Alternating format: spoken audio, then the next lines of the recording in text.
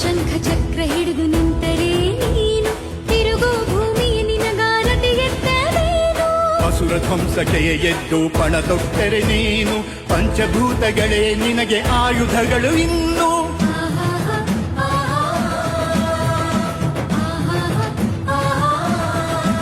ದುಷ್ಟ ಸಂಹಾರಿಣಿ ಶಿಷ್ಟ ಝೇಂಕಾರಿಣಿ ಚಂಡಿ ಚಾಮುಂಡಿನಿ ಮಹಿಷ ಮರ್ದಿನಿಯು ನೀ ದುರ್ಗಾ ಪರಮೇಶ್ವರಿ ತಾಯಿ ನಮ್ಮ ಸ್ತುತಿ